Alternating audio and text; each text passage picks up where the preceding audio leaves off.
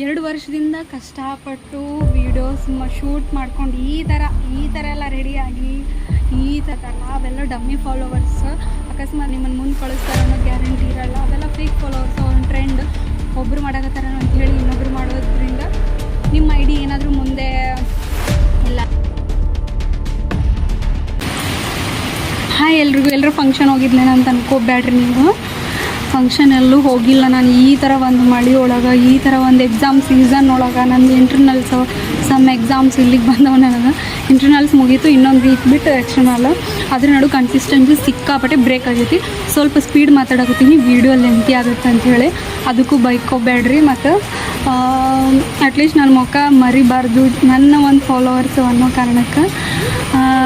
ಮೊದಲಾಗಿದ್ರೆ regular videos ಹಾಕ್ತಿದ್ದೆ, regular vlogs reels ಹಾಕ್ತಿದ್ದೆ.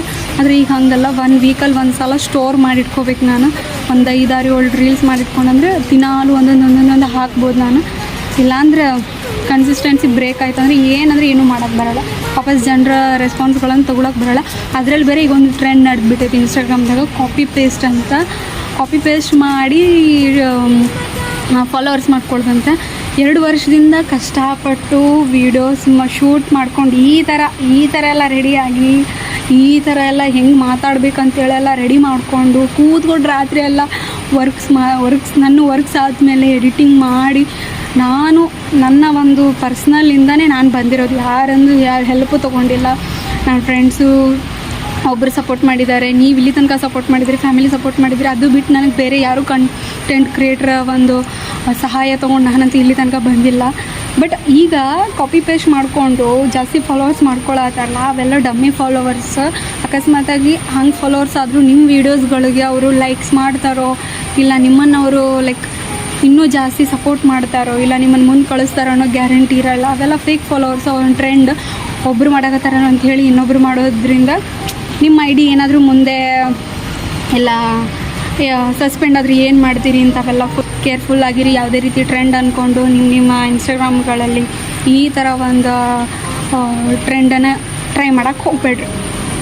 ಯಾಕಂದರೆ ಕಷ್ಟಪಟ್ಟು ಬರ್ತಾ ಇರೋ ಕಂಟೆಂಟ್ ಕ್ರಿಯೇಟರ್ಸ್ ನಡು ನಾನು ಒಂಥರ ಚಿಕ್ಕ ಕಳಿಲಿದ್ದಂಗೆ. ನಾನು ಇನ್ನೂ ಥರ ಏನೂ ಆಗ್ತಾಯಿಲ್ಲ ನನ್ನ ಕೈಯಲ್ಲೇ, ಇನ್ನೂ ಥರ ಏನೂ ಆಗ್ತಾಯಿಲ್ಲ.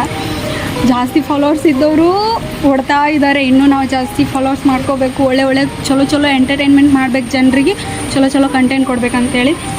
ಇದರ ಕಾಪಿ ಪೇಸ್ಟ್ ಲಿಂಕ್ ವರ್ಕೌಟ್ ಆಗೋಲ್ಲ ಗಾಯ್ಸ್, ವರ್ಕೌಟ್ ಆಗೋಲ್ಲ. ಮಾಡೋಕ್ಕೆ ಹೋಗ್ಬೇಡ್ರಿ. ಕಷ್ಟಪಟ್ಟು ವೀಡಿಯೋಸ್ ಮಾಡಿರಿ, ಶೂಟ್ ಮಾಡಿರಿ, ಎಡಿಟಿಂಗ್ ಮಾಡಿರಿ, ಜನರಿಗೆ ಇಷ್ಟ ಆಗೋ ಥರ ವೀಡಿಯೋಸ್ಗಳು ಹಾಕಿರಿ. ಆಟೋಮೆಟಿಕ್ ಫಾಲೋವರ್ಸ್ ಆಗ್ತಾವೆ. ನಾವು ವೀಡಿಯೋ ಸರಿಯಾಗಿ ಹಾಕ್ತೇವೆ.